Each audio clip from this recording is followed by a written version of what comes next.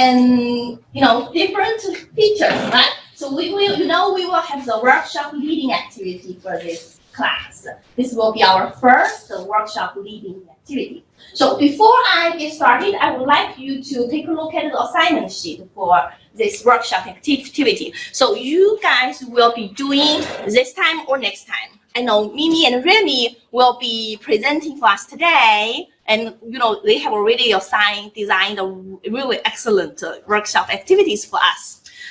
But I still want you to take a look at these guidelines. Okay, so this is exactly what you should do. Okay, so this task provides the opportunity for you to collaborate with one of your classmates and share your insights on writing pedagogy. So here, I focus on the pedagogy. Does it make sense? So that's to say, basically, you are here bring some brilliant ideas about how to implement a certain theory in your classrooms.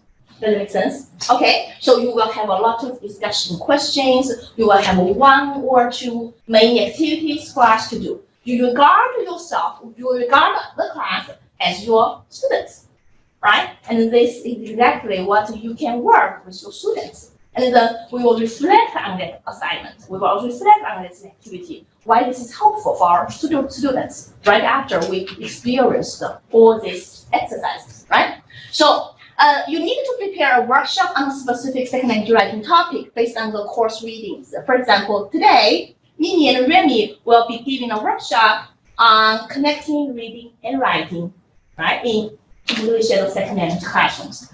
Okay, or next time, if you like, you can do implementing effective peer response. How can you implement effective peer response in your freshman comprehension class? So on and so forth. As the workshop leaders, you are expected to review the relevant literature, deliver the workshop, and facilitate class discussions or activities. Okay, and I give you the following guidelines. Okay, so of course, I will consider all this when I grade your, task, when I grade your performance for today. For example, first, you need to present a brief summary of a relevant literature on a specific topic. Second, instruct how to implement the pedagogical practice. Okay, and the third one, design one or two class activities. This should be your focus. Okay, so design one or two. And I give you the chance to decide your own instructional context. Okay? Next one, you prepare 3 or 4 thoughtful questions for the class to discuss. So this discussion questions can be definitely related to your activities, right? Give us a chance to reflect on what we have done. If we were students, right, what can benefit us? We are instructors, how these specific activities can be improved. You can actually have a lot of discussion questions here. Then I would like you to do a PowerPoint presentation, and that's to say, when you present, you bring your PowerPoint slides. If the online students is not available during the class time, I encourage you to prepare some recordings, and then like today, Remy's recording will be played, he will still be presenting with us. So his recording will be played, and we will see clearly how he can facilitate our discussion and, activities in some way. Okay? Next, number 6, try to rehearse your presentation once or twice. Number 7, divide the labor appropriately when doing a presentation and clearly show your collaborative efforts. So that's to say, since this is a joint work, I do want you to collaborate well. Please do not have someone who really dominate the whole presentation. I would like you to, collaborate quite well during the whole process. Okay. The next one, you are strongly encouraged to discuss with the instructor about your plan before you conduct the workshop leading activity. So always remember, you are really encouraged to discuss with me 2 weeks ahead. Okay, at least what are specific topics you have already selected, and what are specific plans we will have. Always, contact me beforehand. Then we'll see exactly what you can, contribute to the class discussion and what you can lead our workshop. Okay, and lastly, you will have 25 to 30 minutes in class for this task. This is kind of like flexible. If, everybody really are enthusiastic about this activity, we may have more time to, say, have like hands-on experience, because we now we are the students, right? We need to work on these exercises. Then we can have, maybe 40 minutes, right? But basically, I would say at least 25 minutes, 25 to 30 minutes. It is manageable at least, right? I trust you guys. I think you will do a great job.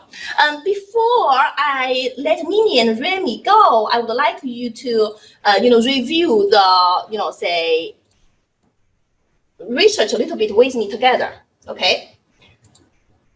First of all, everybody knows that we want to connect reading and writing in our language classes, right?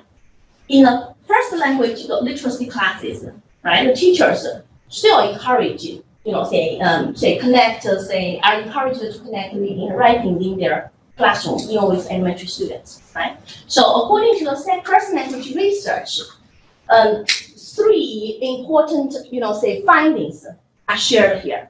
So first of all, there is a shared processing and knowledge resources in reading and writing. How can you understand this? So there are some shared processing and knowledge resources. So that is to say, it is highly related, right? So there is a report actually from the research. There is a correlation of about like 0.5 to 0.7 between reading and writing. Okay. And the second finding is that reading and writing can be a good, interaction. They can be interacting quite well. Because when you write, if you bear the audience in mind, you can be a better writer, right? The writing quality can be better. When you read, if you consider the author's perspective, then it can help you understand the message, the text better. So it can help you with a critical reading, right? So this is a reciprocal process, right? Yeah. And the third finding is that the reading and writing should be connected in order to learn content. This is actually implemented in content-based learning, right? So we have specific contents, right? And then you assign students the reading and writing activities. And you connect these 2 skills.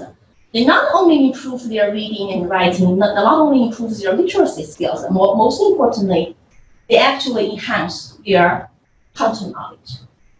Also, second language research has already supported this. First one, better readers tend to be better writers across a range of writing tasks. Do you agree? I think so. Okay, good. So, secondly, recognizing and using the organization framework of the text leads to better writers as well. So that is to say, if you actually pay attention to the organization patterns and frameworks of whatever you read, and later when you write, you tend to be more sensitive and be more aware of these important patterns. And then, of course, the writing can be better. Okay, we agree.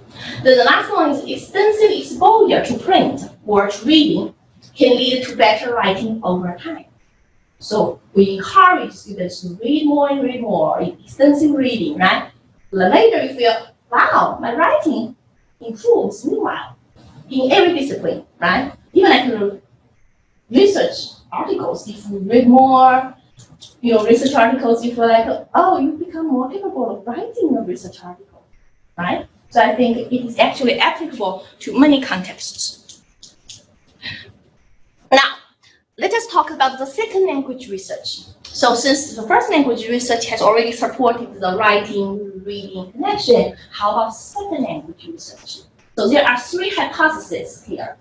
First one, interdependence hypothesis.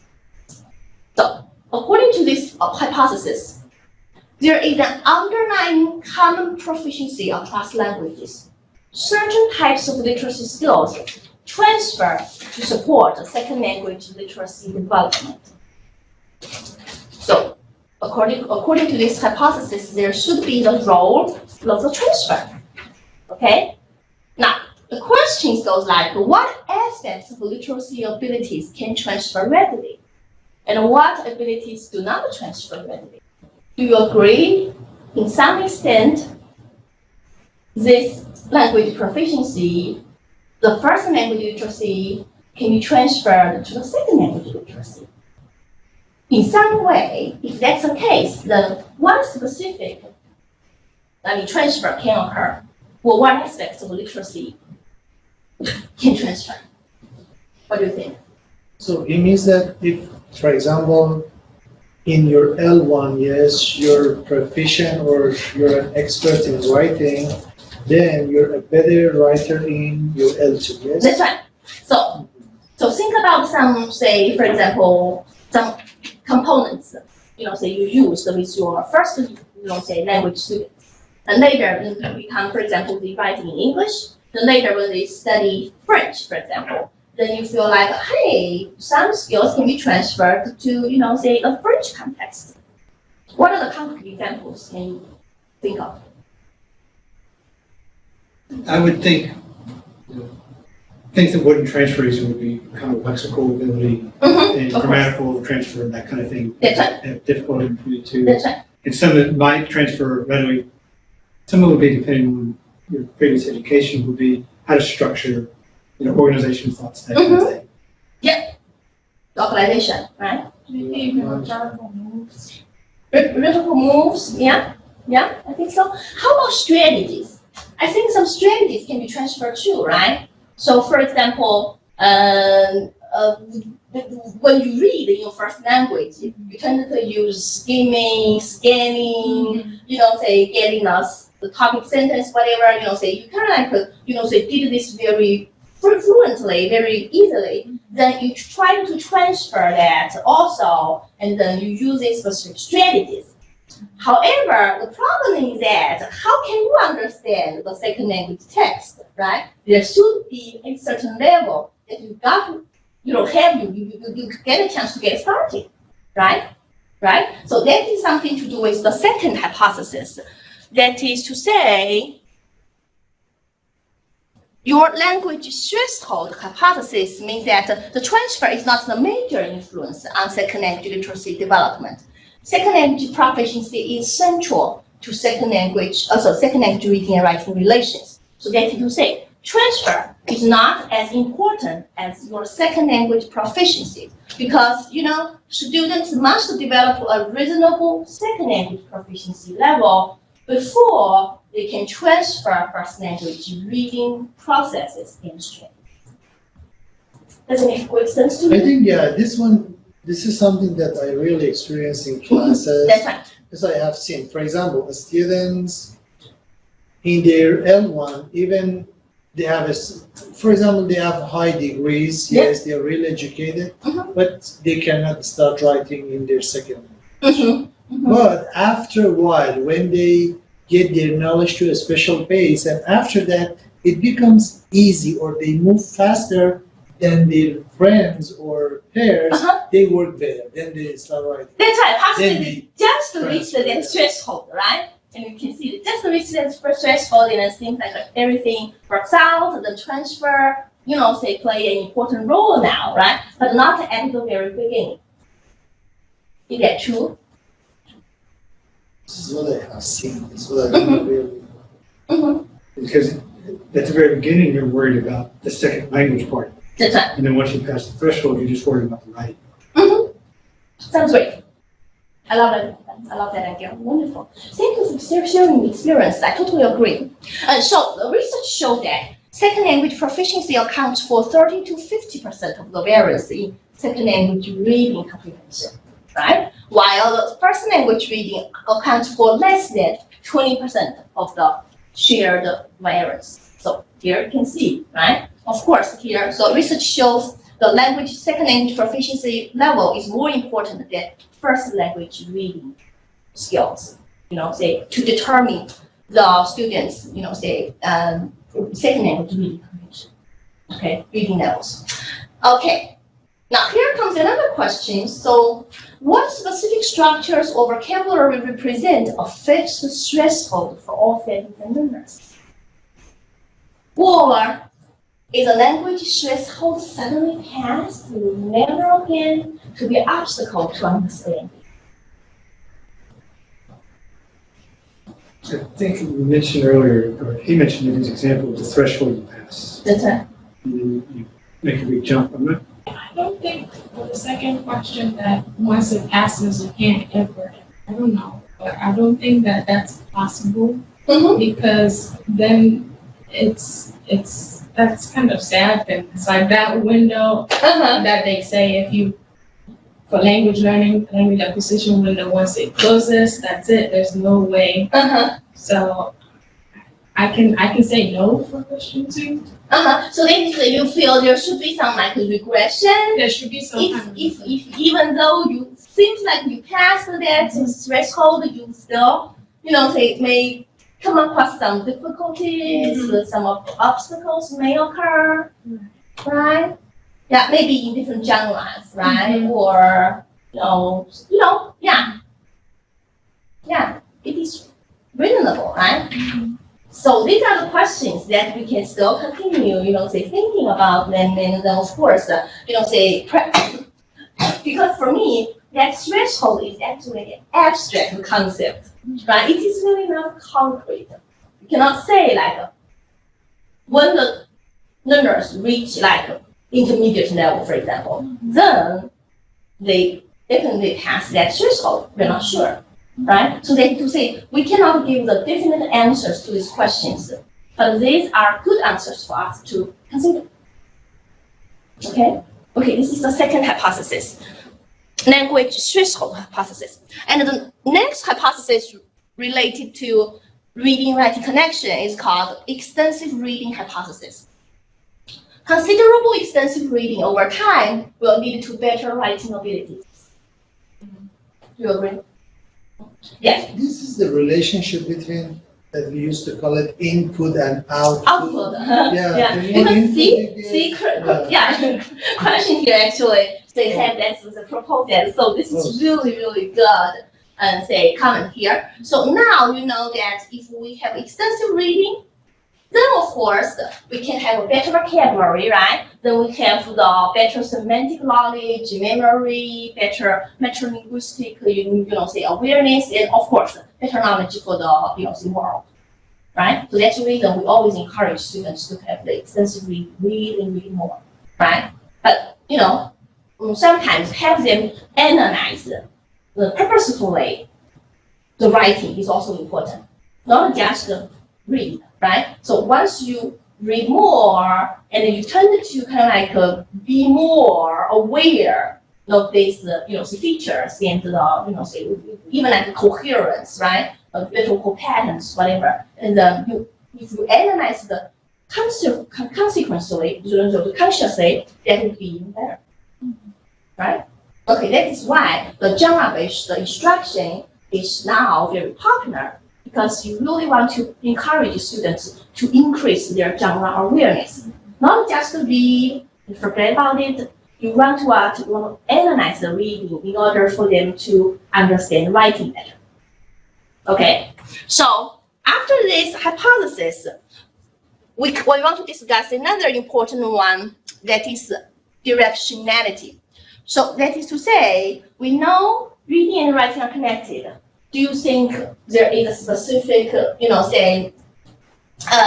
directions? For example, does reading improve writing, or does writing improve reading? Or, do they actually improve each other, right? Or even there's no direct relationship. What do you think? Definitely. I I think they improve You agree, each other. right? The third one, right? So reading and writing improve each other. Then we know now we want to integrate the reading and writing skills in our language classes, right? We shouldn't do it separately, right? And it's hard to do it separately, don't you think so? Right? It's almost impossible. And we want to connect them, right? And we even encourage, even connect all these, integrate all these language skills, listening, speaking, reading, and writing. Okay, that would work. So right after that, I'll briefly discuss this pedagogy here, right? So there are three important, pedagogical approaches. First of all, you want your students to read in order to write. Secondly, you want your students to write in order to read. Also, you want a student to write in order to learn. Are you implementing all these pedagogical strategies in your class? I think those are familiar to you, right? Yeah, especially I think that is what we're doing with 1301. Yes. So they have a lot of readings. Yes. Yeah. It is a writing class, but most of the time we see students are reading. That's right. This is what they think, that just with those readings and how to analyze the readings That's right. can help their writing. Exactly. So writing from resources, right? Yes. So even in our class, right? Then even graduate student, for graduate students, you do a lot of like response papers, reaction papers, and you read in order to, say to learn, right? So and to write and learn. Now here, I want to emphasize that this task actually requires readers to extract, understand, and interpret the textual contents. On the one hand. On the other hand, also, we want to draw their attention to text formal features. Does it make sense? So not only really grasp the main idea and the contents, we also want the readers to enhance their attention and pay attention to these text formal features such as rhetorical arrangement, grammatical patterns, as well as the, lexical choices. That's the reason why we call it reading to write. We read in order for us to write better. So that's the reason we want to analyze the reading as well. Not only the contents, but also organization. Is that clear? Okay. The second one, we write in order to read. That is very interesting. Did you ever have this before? You have students write something first, and then you give them a reading task. And then this writing facilitates their reading. I can't think of time. How do you do it? I know, you're a workshop. Brainstorming activities, Yeah, right? that is exactly. Is that the same? It's a brainstorming writing, Brainstorming for writing example, before you read. The pre-reading activities. That's right. I think that definitely works. For me, I actually have students who like this. For example, Halloween is approaching, and of course, write about the stories you learned about Halloween, or even experience your own experience, right? What did you do before during Halloween, and then all of that, right? And then when we come back together and we discuss what specific things you encountered, what is fun, what are the interesting, thrilling stories you have, right? Then we read the passage that is highly related to this festival, but the different, fresh, say perspective. Then, they will have have the schema already, and then they try to link the schema to this new knowledge, and then make that connections. Right? So I think almost everybody, tried that before, writing to read. Is that right? Okay. Or even once you finish the writing, and then you read this the sample resources, then you double check with your previous one, and you make a comparison. Right? Is that right? Yeah. So for example, for graduate students, I remember usually the students are encouraged to write a conference proposal, and then they make a draft and brought to class, and then the teacher usually gives them the sample and exemplary conference proposals in the same field, and then they read it and they're, wow, this is insightful. When they compare their own with this exemplary one, and then we write in order to read, because when they write, they know their difficulties, and then know for sure what they want to improve, or they have a lot of questions during the writing. Then once they they discuss the reading together, right? And then they help the writing. So once again, this is a reciprocal process. Is that right? And the last one is writing to learn. So this is very interesting. Have you ever heard of learn to write versus write to learn?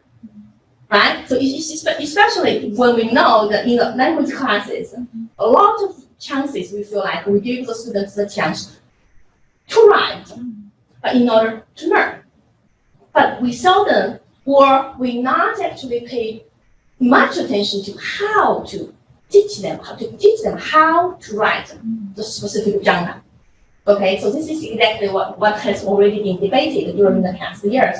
So we wrote in order for us to, say, to learn, because usually if you can write something well, and you think like, then I can tell that you comprehend this knowledge well, and then I know you can demonstrate your, learning, your understanding well, right? So once again, like the reflection papers, like reaction papers, this specific task will definitely, say, have this role, right? Right, so we write to learn. So write to learn activities help students think critically, about the information by engaging them in applying concepts, testing out ideas, and integrating new information into what they have already know. Okay.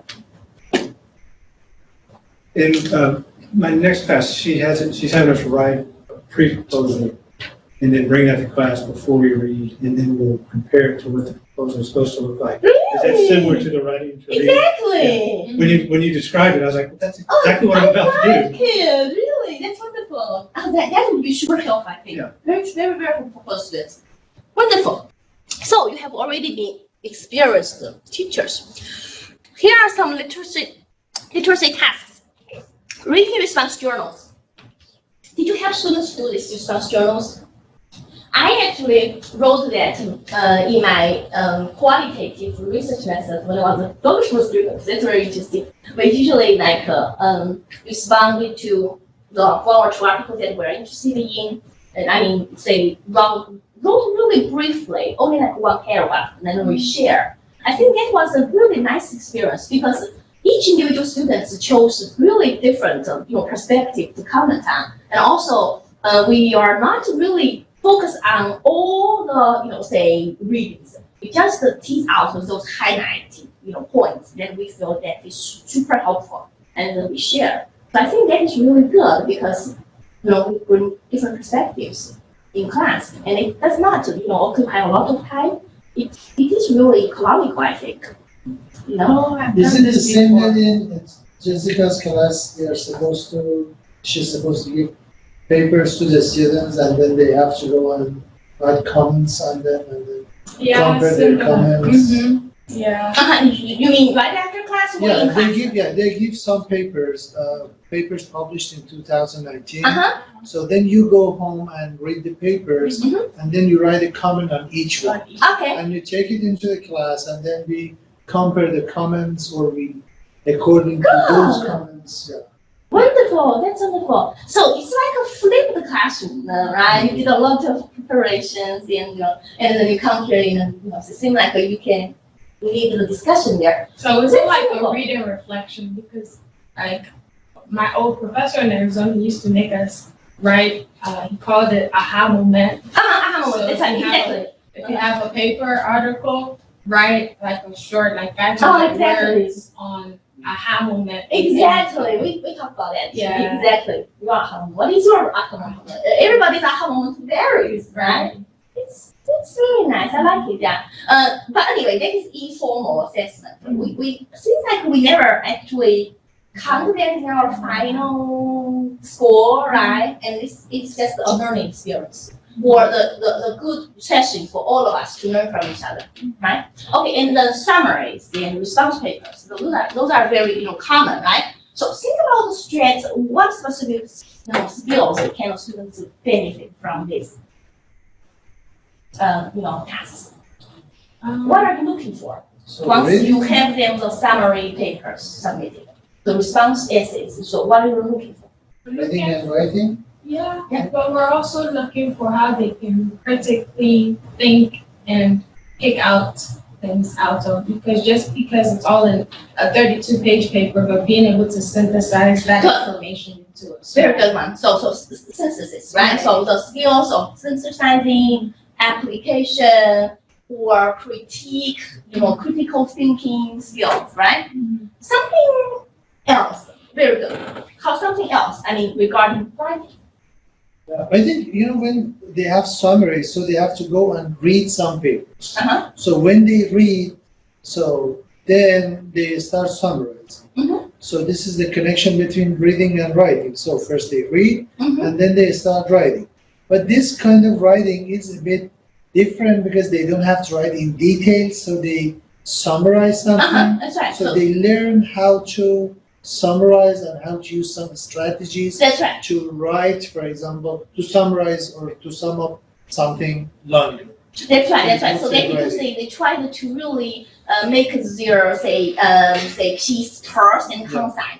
And of course, they should have the solid understanding first, right? So they synthesize and tease out the important part, right? So what else? I was just Think thinking, about source. I was thinking of Uh-huh. textual borrowing because Exactly, if you're yeah. writing something and it's a summary, you're definitely going to borrow some That's sites, quotations. Exactly. Wonderful. And those type of things they're good because then you're not using your own words. Wonderful. I do think that this is actually the main part. We want to sign the students to the summary because this is the assignment gives them the opportunities to practice paraphrasing, quoting. Those are so important in our field, especially later when you have your own research article. And you have culture, we stand on the shoulders of the giants, right? We always want to quote others. But remember, we should give credit to those, say scholars, right? So students get a chance to paraphrase as well as quote as well. I noticed that. I don't know whether your students did that like that. My students used to have a lot of quotations in the paper because for them it's really hard for them to, paraphrase. So tons of quotation marks in the paper. This is exactly what we want to help as well, right? Because we want them to avoid only quoting rather than paraphrasing. Because we want them to paraphrase in order to demonstrate their understanding, right? And some of them even do not know how to quote, right? We teach them the block quotations. We also teach them the quotation sandwich. Have you heard of a quotation sandwich? Quotation sandwich, you should have the introduction lead to this quotation, right? What specific background, you have in order to actually introduce this specific quote. So you have your leading, and then of course you have the, in the center, and also of course you have your, really your meat for something, important things, so essence of some quote. And lastly, you should always add something, at the, third level, because you want to comment on it. You do not just throw the quote and go, and to switch to another quote and put them together. That's really bad. You always want to know, let your audience know, why you quote here? What, does this mean to you? How this quote related to this, thesis, to your thesis, right? This is so important. So that is another thing, right? Teach them how to quote, using quotation, sandwich, quotation sandwich, is how to paraphrase, and we might use that sort of APA style or MLA style is also important thing, right? So teach them the documentation, style. Also important, don't you think so? Yeah, and I also remember when I was a first year composition instructor, I even taught them how to use, reporting verbs. I had really one unit, dealing with reporting verbs.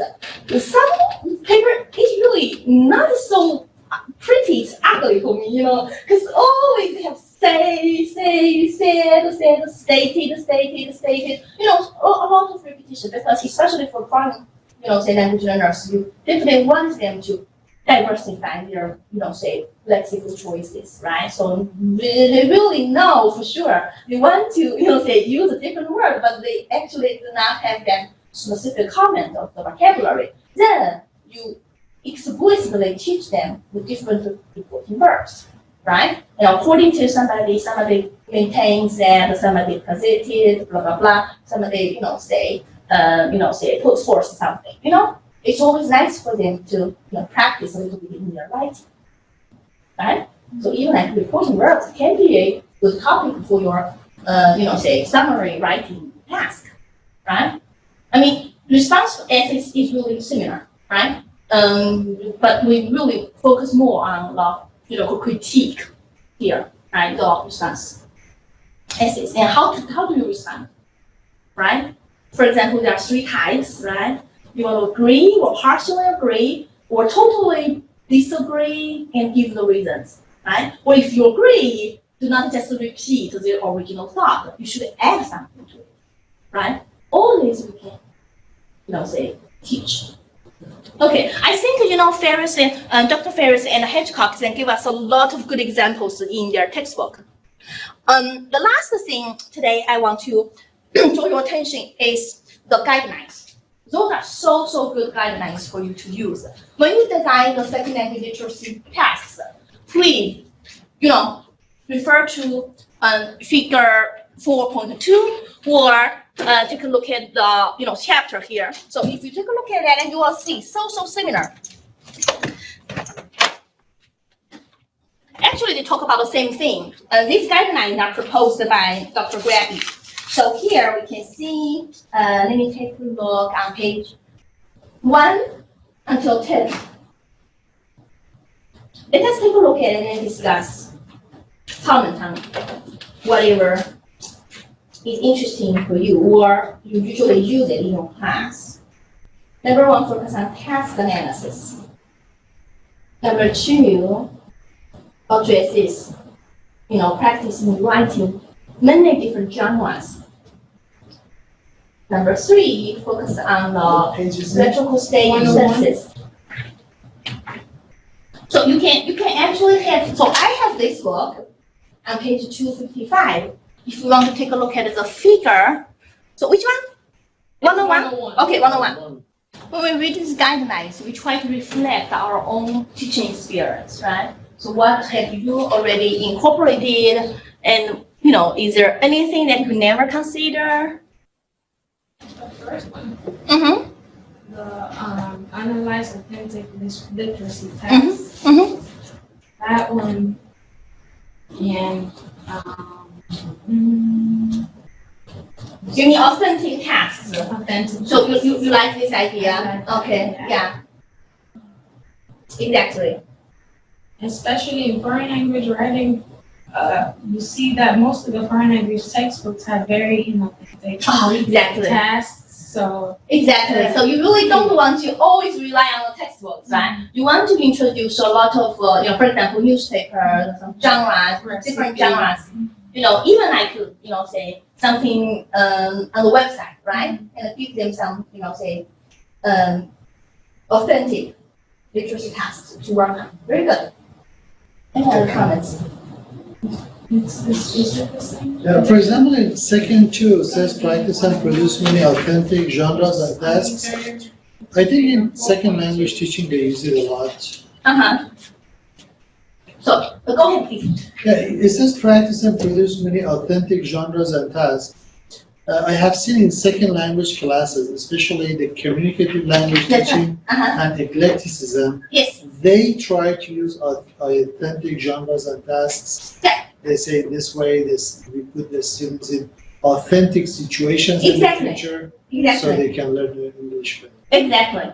So, for instance, I know, you can even go to the Chinese restaurant to take a look at the menu and order food in order to learn Chinese conversation, I think those are definitely important genre. Or then when you come back and you even write your menu for such a restaurant, right? So those are authentic genres you can consider. Very good. These actually our 2 textbooks have actually shared the, say similar guidelines here. They are the same. They're almost the same. Yeah. See, actually, we touched upon this summary and synthesis skills, right? Number 9. So we have already discussed it, and the writing from sources, right? Okay. Anyway, I think we seems like we incorporate them, at least most of them, right, in the language classrooms. Very good. Yep. Okay. Lastly, let us take a look at the 2 short videos. And then we will have Mimi and Remy present the workshop for us. The first one links to first language literacy. We want to see how the instructors work with the little kids.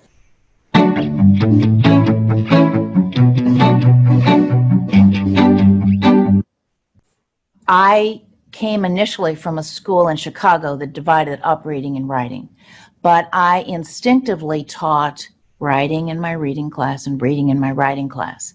When I went to California, they were integrated in most of the curriculum, and it was so much more natural for me to teach them integrated. And what I finally came to realize is that if students understand and can truly deconstruct and discover how the reading works as half of a circle, they can use that discovery in their writing in the other half of the circle. So I believe reading and writing are two halves of a circle that the students have to understand and, I would say, discover. They can't be told how reading works. They can't read a selection and be lectured to and then be able to do it in their writing. It won't happen. They have to read a selection and answer questions that help them discover how that works so they can use it in their own writing. I liked the reference you just made to helping the students understand that when they are writing, they are also reading their own writing. And when they see their writing as a piece of reading, and that happens in peer evaluation, by the way, built-in audience with their peers, they're looking at each other's writing, audience is there, readers are there, they see that their writing is passed around just like the essay they read earlier in the class. The professional essay is just like their writing, or the student writing whatever they read. I think that's very valuable. So all the reading teacher has to do is have the students respond to the reading and share those responses. They're reading and writing every day if they just do that simple thing. And then if they want to move to essay and essay writing, I really think that's filling out the second half of the circle. In my region, I do a lot of the reading and writing across the curriculum training outside of English. And I watch how these skills infiltrate the other subjects. And they don't unless the students discover them for themselves. I just can't repeat that enough. When they learn these skills and discover how something works in geology and math and psychology, they then can use it in their own thinking, which precedes their writing. So it's that reading, writing, thinking circle.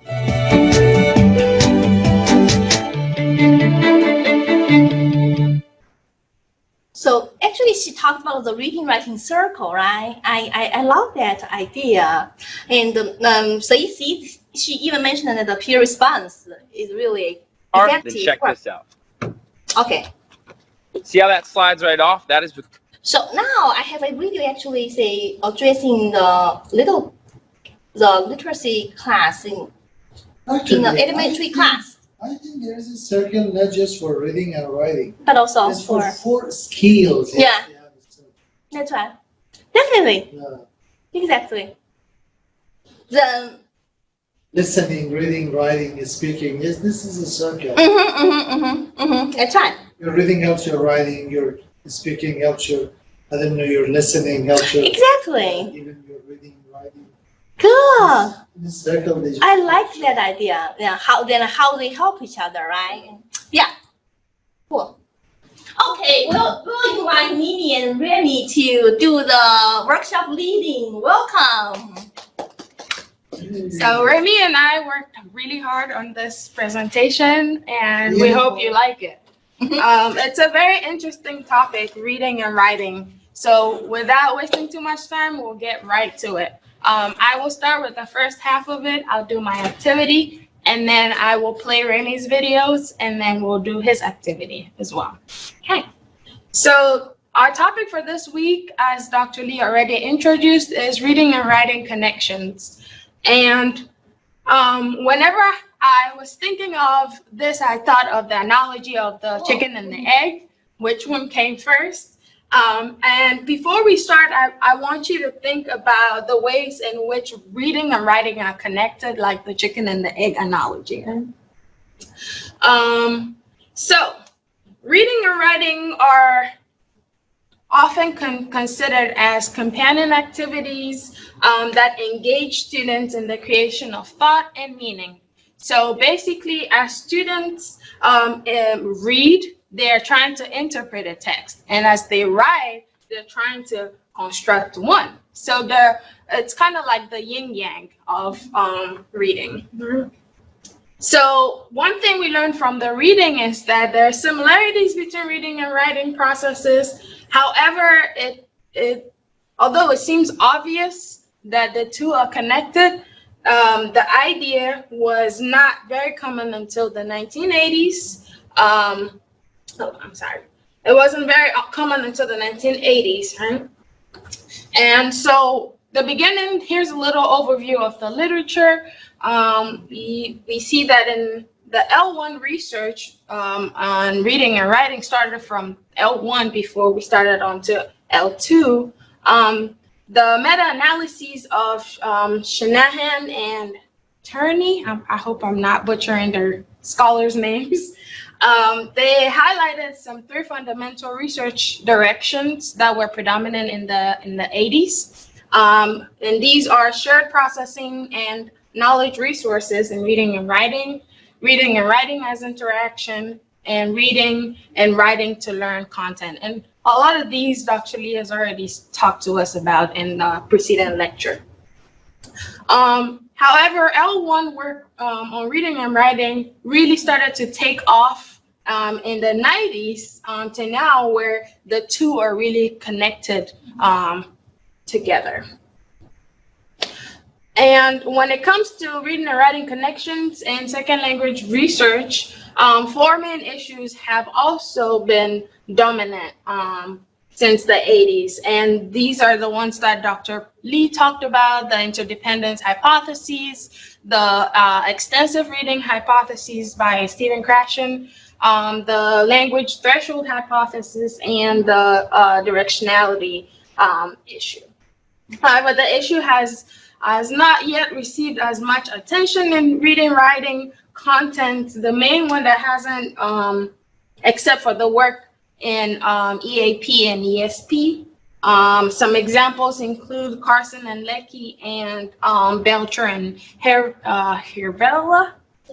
Yeah. Okay, so Remy and I thought that we should discuss briefly these diagrams that I basically screenshotted from the textbook. Let's discuss some of the transitions from the 70s to the 80s to see how, to the 90s, to see how things have changed and evolved a little bit. So from the article, we see that there are some change in viewpoints. What are some things that we can see from this diagram? You're welcome to comment. From the 70s to the 90s, reading and writing is a vehicle for thinking, not just translating. And it's the social project or process. Right. So we can see that on the left-hand side, or on my right, you can see that they were considered as separate skills and taught differently apart from each other, right? But from after the 90s, due to the research done on the 2 skills, now it was seeping into pedagogy, and people are now starting to teach the 2 skills integratively. It becomes more problem solving, discovering meaning, critical thinking, right? Instead of just text. The text, the superficial lexical part of it. Yes. And here again, we can see that in the 90s, the focus again was on integrating the 2 skills. And also we can see that there was a shift towards intertextuality, right?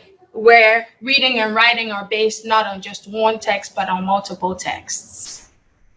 So now we're going to do some practical activities to see how this actually translates into the classroom, the theory into the classroom. So the first activity we're going to do is you are going to, here's some text for you. Thank you. I'm sorry. Thank you. Okay, so for this activity, what we're going to do is we're going to look at how one writer organized an essay based on a topic of getting a college degree.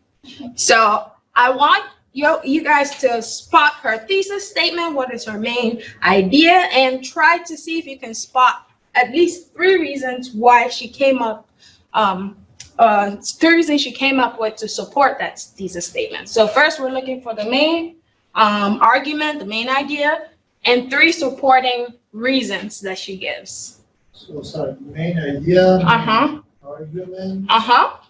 and So if you can reason. go through it paragraph by paragraph, so what's the first thesis statement, and then what are the reasons that she gives? You can just highlight them, and we'll go over it in a little bit.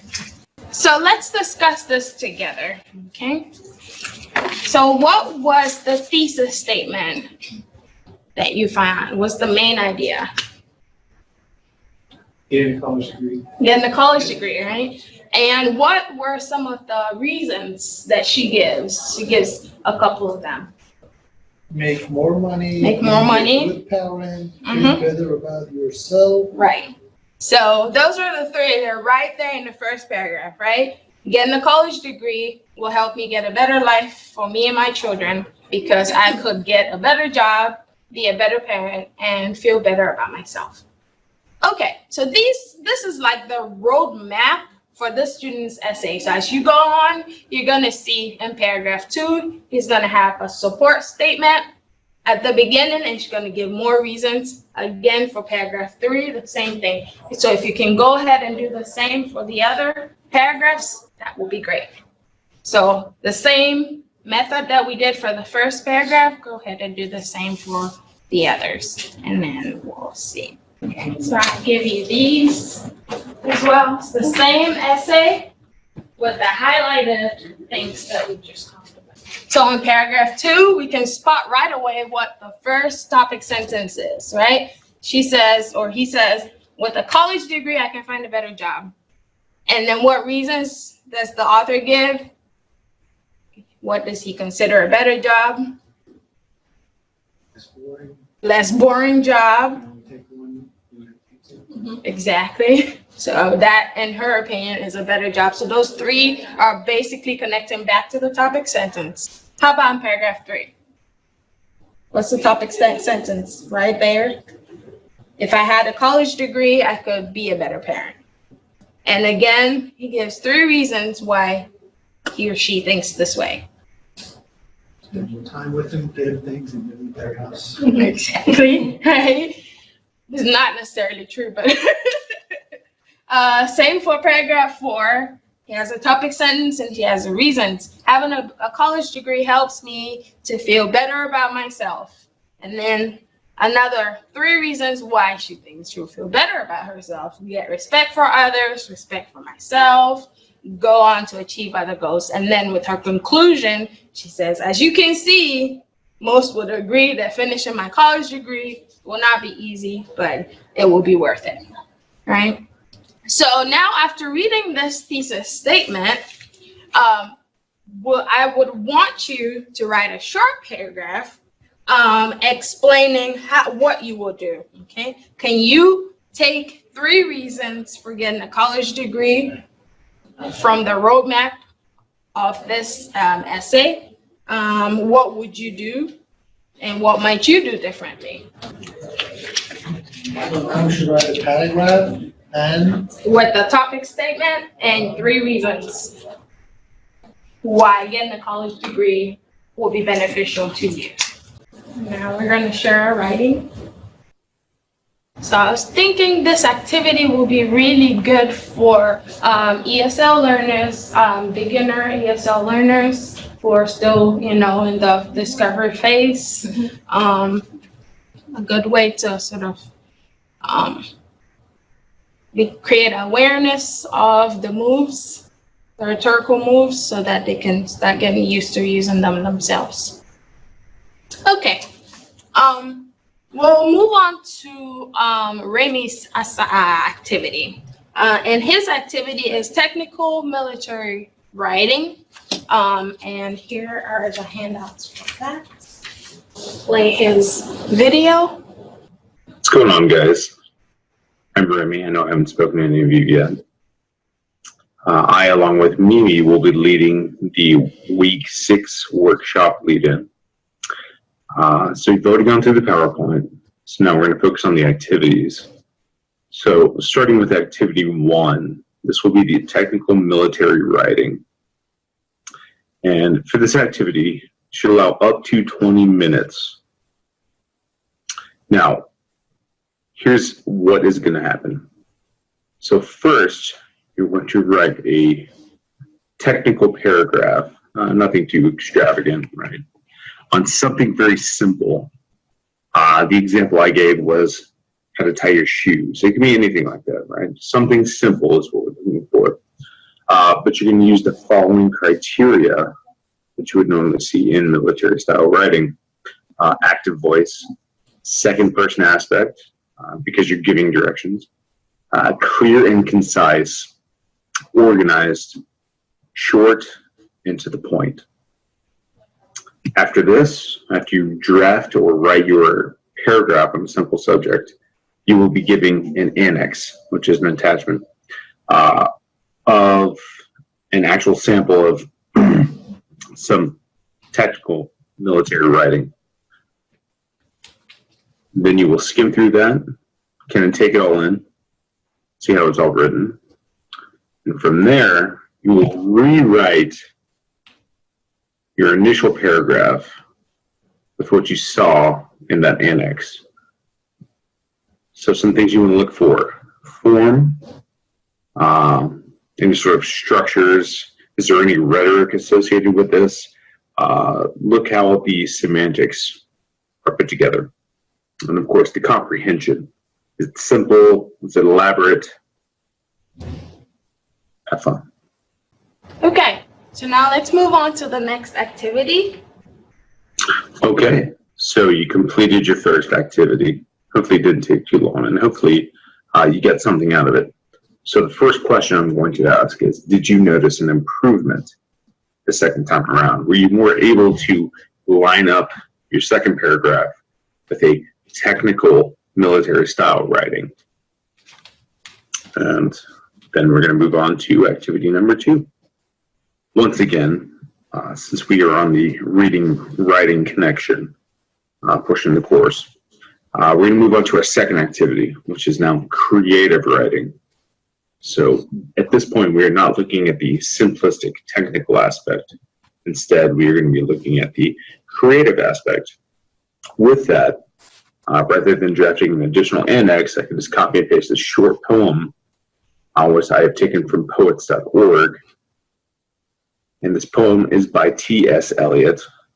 I'm sure at least some of you are familiar with this great poet. And this is simply 9 lines. So go ahead and roll through this, read it, take it in, and just kind of let it seep in. And then we're going to answer some really good questions on this. Okay, now that we're done reading the poem, move on to the next. So what's going on, guys?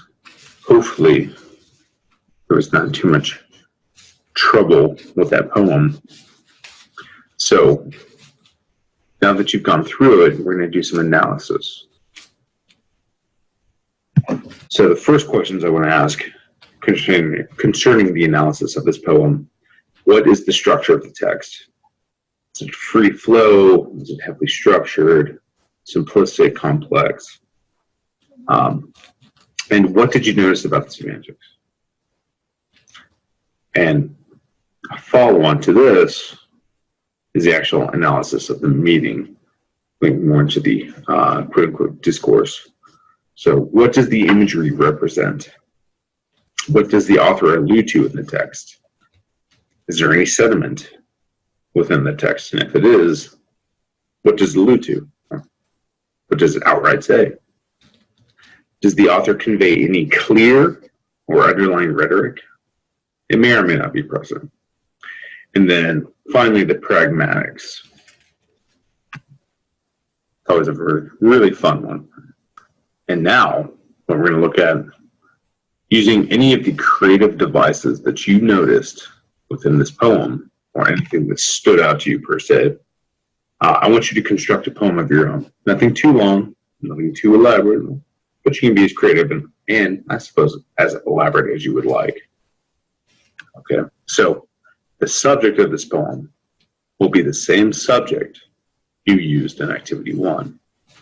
So, for instance, the example of tying your shoes. In activity 1, you wanted to keep it as technical and simplistic as possible. Now, we're going to make it as creative as possible and try to incorporate those same creative devices that you saw in this very, very short poem. Hope that goes well.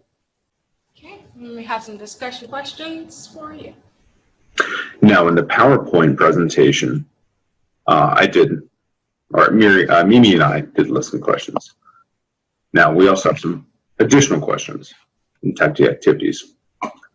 What did you notice about your writing from these exercises?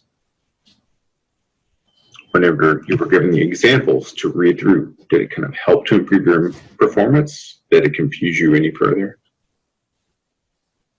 And did the reading and the writing tie in together at all? This is a good time to discuss why or why not. And finally, I added the train the trainer section. Once again, to enhance the discussion, how would you implement this topic into your current and future lessons? I can't wait to hear.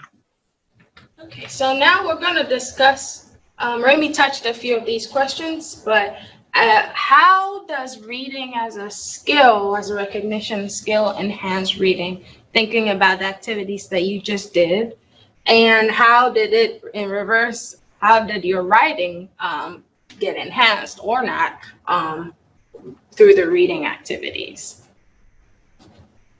By reading the poem and then being asked to reproduce something of your own forces you to pay attention to the structure and the language used and aspects of it that if you weren't asked to reproduce something similar, you wouldn't pay attention. So what you're saying is if we had just thrown you right into it and said write a poem, it would have been a little more difficult than having a poem and then paying attention to the structure of it. You have kind of template. Yeah.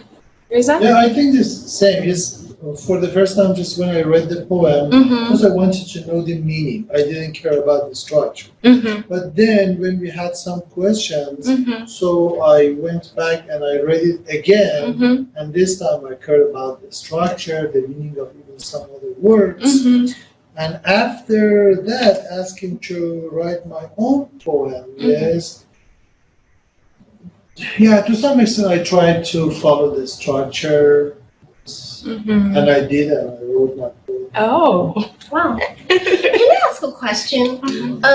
For me, as a student, I'm really looking for what specific creative devices that have already been used in a previous poem.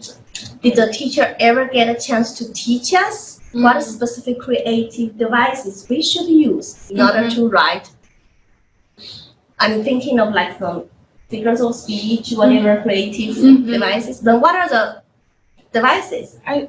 I think that before introducing any text of any genre, there should be some kind of overt instruction about, so if it's a genre on, say, recipes, there should be some sort of instruction about how recipes are organized and before you introduce the genre. So for this particular activity, before introducing the poem, I'm pretty sure the instructor would have discussed figures of speech, like rhyming schemes and things like that before introducing the Eliot poem.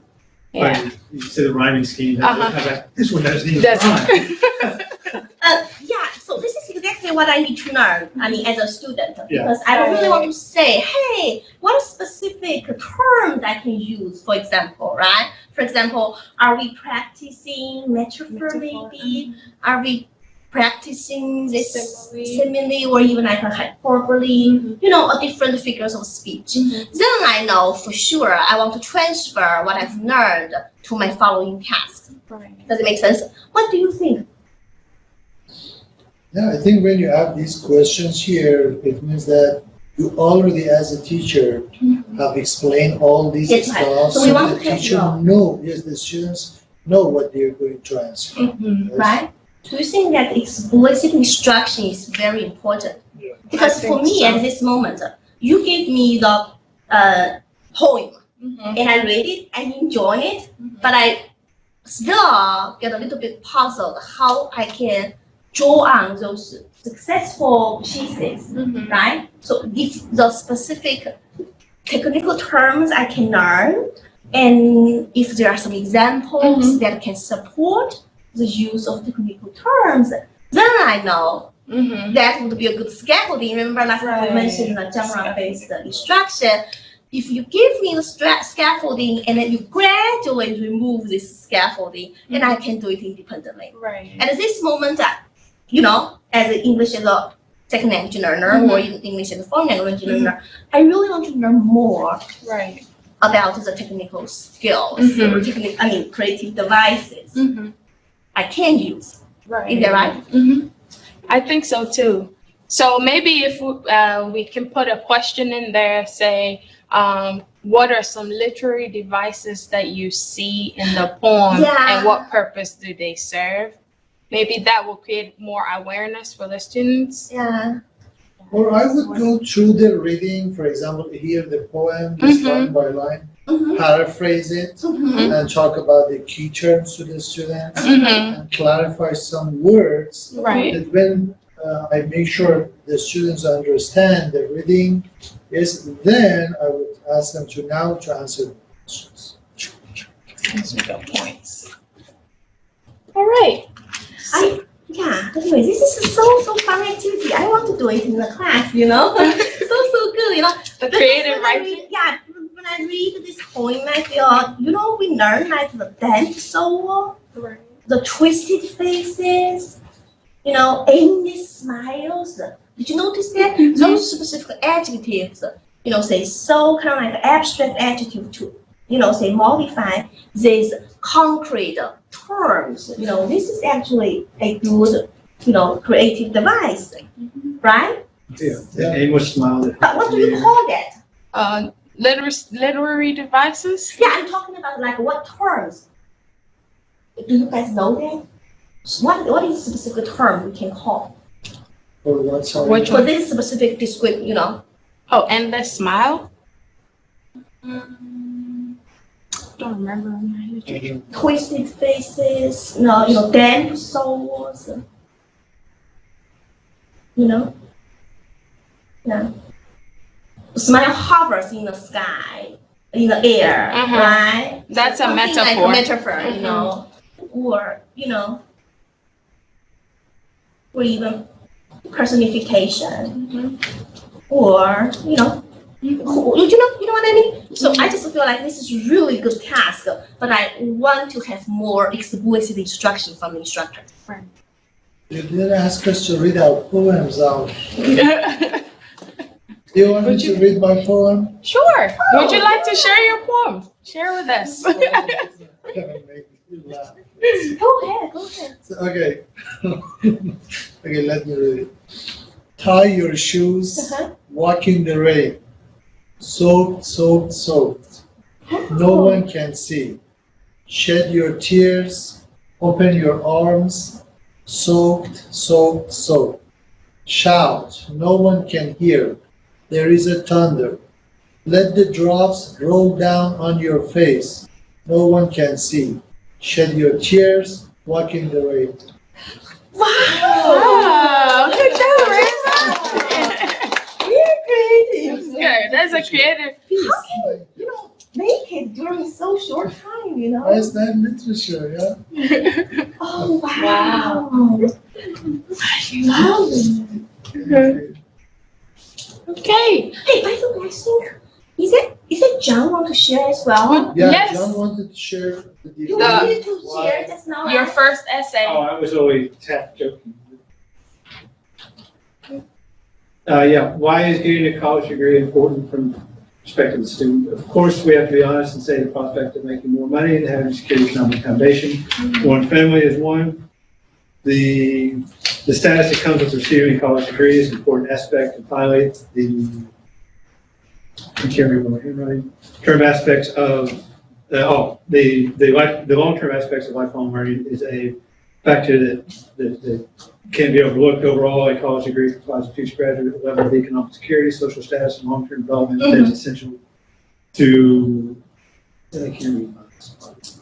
Oh. Essential to the student. That's pretty good because it was right that the topic statement was right there, and then your reasons were very clear, first, second, and third. So that was very good. Is it okay for me to ask one question about Yes, this please. task? Mhm. This is a commenting process, right? We will try to reflect on all this process, right? Why we use this specific activities for our students, right? So I do have one question for this specific sample paper. Right.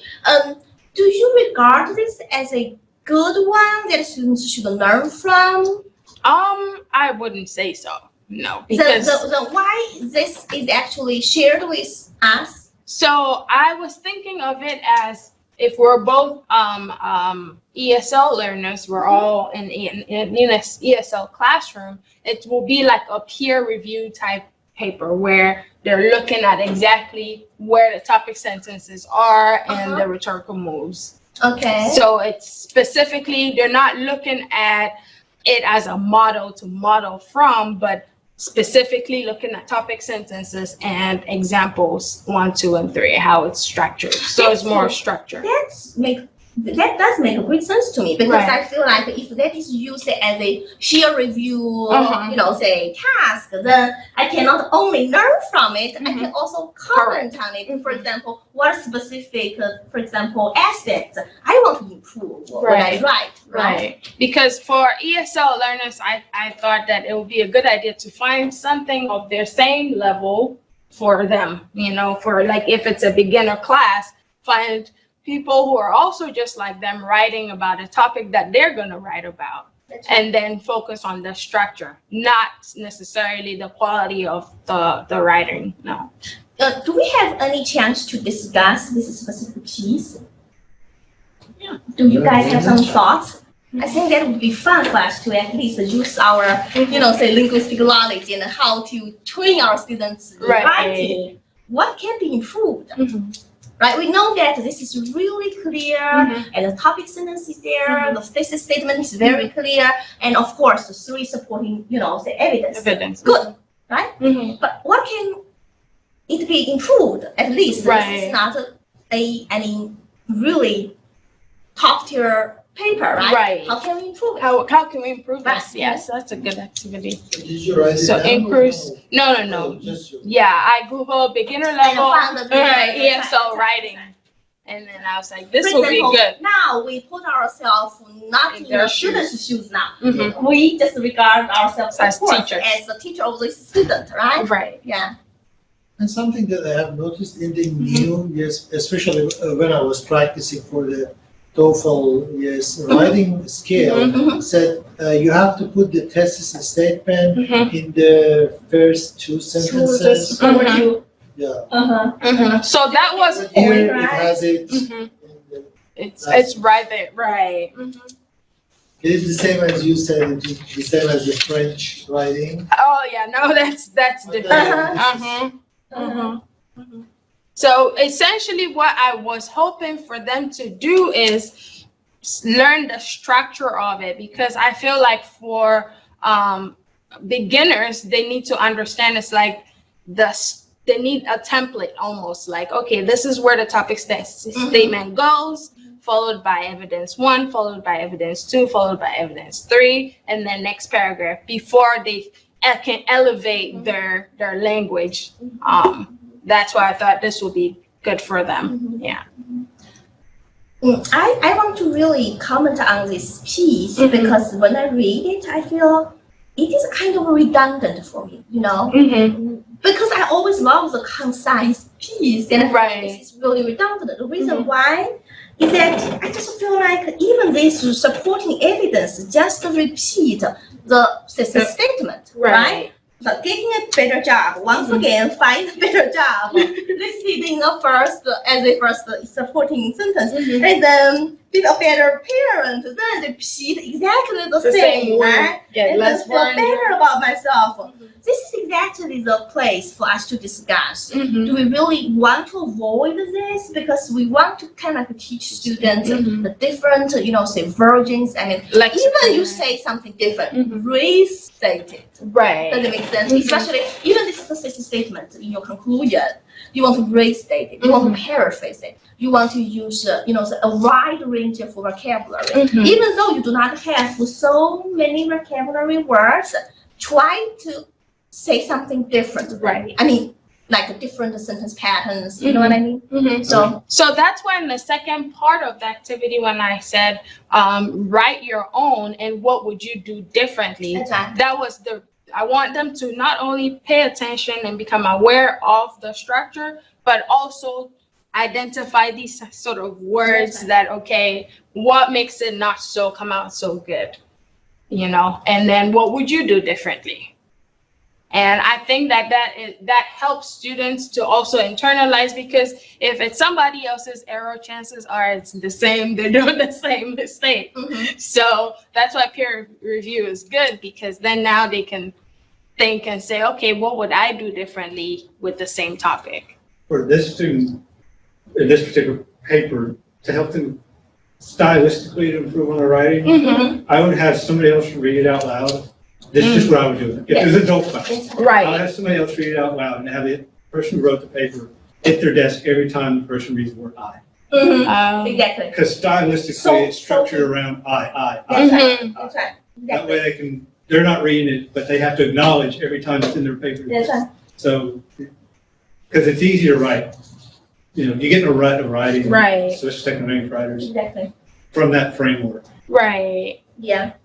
That's a good suggestion. Because from that framework of I, the tenses, you're familiar with the tense that I do, there's a couple of different tenses you can use with that they get comfortable in using only those without expanding out and maybe trying to try things that sentence structures that they're not familiar with. That's right. I think that's a good strategy. Exactly. And even thinking of, say, the teacher's scaffolding role as well, because if you do not use I, right? So how can you say this? I mean, same idea in a different way, right? Different way. Or using maybe the passive voice, whatever, different ways.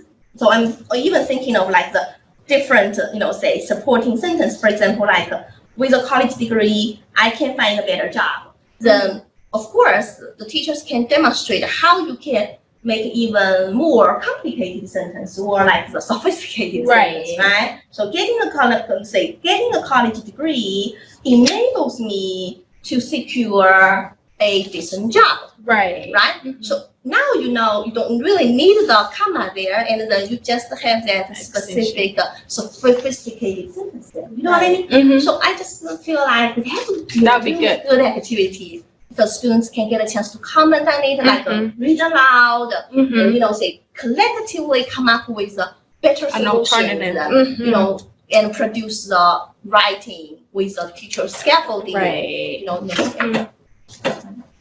Very good feedback. Yeah. Right. So these are What about Remy's technical military piece? The first activity one. Any comments on that? This is a really good one, I think. The only thing at this moment, I tried to link this task of tying your shoes to the specific document he shared with us, Right. right? Because it seems to me he wanted us to know that we want to write something, for example, really clear and concise, organized, right? But what is really the clear links between the two? Because the topics are totally different, right? I think what he could have done, since I think the idea behind this was to use real text. Right. Authentic text. one, right? So what he could have done is focused on just number 3, because this one kind of is giving directions. Yeah, Promulgate Giving and disseminate the directions. standardized program. exactly. Lean over and grab your shoelace. Right. Very good, very good. So getting to say, if you give the students this long documents, then you just highlight on certain paragraph. Mhm. They work Focus. on closely, right? So that would be really very helpful because if I read all of them, it is Right, time it's hard. consuming. Mhm. It's hard, and also I didn't get the essence very easily, right? Right. And for example, if I only focus on 3, right? Mhm. And then use a lot of like the, the active voice and the specific, terms, Right. right? So focus on the That's right. specific paragraph, I right? was just trying to pick the one that didn't have a lot of numbers and jargon. Right. Awesome. Oh, Okay. yeah. That's So thought experiment, what do you think? How can you compare and contrast whether reading fiction and nonfiction is more beneficial to writing, or writing poetry and technical publications, which is more beneficial to reading? Your opinion. So thinking back to the activities we did, we had a technical piece, we had a creative piece, and then we had one for ESL class. So think about it. Which one do you think is more beneficial to reading? Compare and contrast them. I think you just would have to know what you're writing. Yeah? Yeah, What I do you think mean? for students that would be writing, let's say, papers, Mm-hmm. Dr. Lee mentioned how she would read research papers and see the moves they made in style. I think reading that and noticing would really help if that's what you would write. Right. So it comes back to the objectives, right? Right. Yeah, The learning the objectives. different contexts and different purposes, right? And I mean, each of them can play a work. very important role, right? Mm-hmm. If this is a person who's really, Mhm. say, interested in creative writing, Creative writing. and they even want to do it as a career in the Mhm. future, of course, Right. poetry. And in terms of the feasibility, Mm-hmm. maybe poetry is, I don't know, which is easier to handle. Poetry seems so hard to me. Really? Okay. Yeah, even as a writer, I Mhm. can't write English poetry. Really? This was so good. That was so I heard it, I was good. like, that's not fair. Extra credit for That reading. shouldn't happen that easy. So your major was literature, right? Yeah, I got my BA in literature. Ah. I was really interested in literature. Mm-hmm. Right. Wow. This is, how can I say, this is exactly because of that L1 and L2, yes. Mm-hmm. Uh-huh. So in L1, yes, that is my language Farsi. So I was really interested in literature all the time, studying different books. I've got a lot of books from different poets, and Mhm. even now, whenever I have time, I get back to them, I read them, yes. So you see, because now Right. I'm good at it, Mhm. yes, it helps me here also, Mm-hmm. yes, when I want to write something. Something, yeah. right. So Okay, transfer. so the transfer, right? Mhm. I think, Works, yeah. right? All right. So any Q&A questions, any further questions and comments? All right. Well, thank you for your time. Wow. And coming back to the chicken and egg, the chicken comes first. Oh. Excellent job. This is so good. We get a chance to see what specific activities we can use. Thank you, Mimi and Remy. You did an excellent job. And the good thing for us is that we get a chance to reflect on our choices, right? This is what I want to do. For the next 2 discussion leaders, okay? Remember, once you are done, so you will give us the chance to reflect on all these activities we have already conducted, right? For example, we put ourselves in a student's shoes. If we are students, what are specific situations we may, encounter, right? Or difficulties we may have, and we try to reflect on the whole process, right? I think that would be very helpful. Like next time, if we use the, have the task like, say, college degree, the writing, the sample, and we know for sure how we want to, work with our students, right? We should have the peer review sessions, whatever teacher scaffolding. The next time, if we want to use, polling in our classrooms, what specific strategies, say we want to have. And still, we want the explicit instruction, right? And also next time, if we want to do something like a technical writing, and then we know for sure students should, say, bear in mind, okay, I need to use such specific features.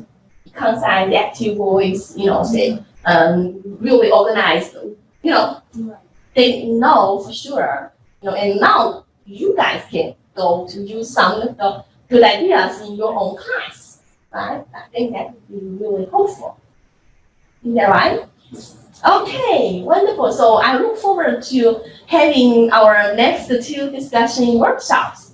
Those are I think helpful. Philip and I are for the session 11. That's right. So we're working on that response, peer response. Good. Yeah. So you can start. You have already started, right?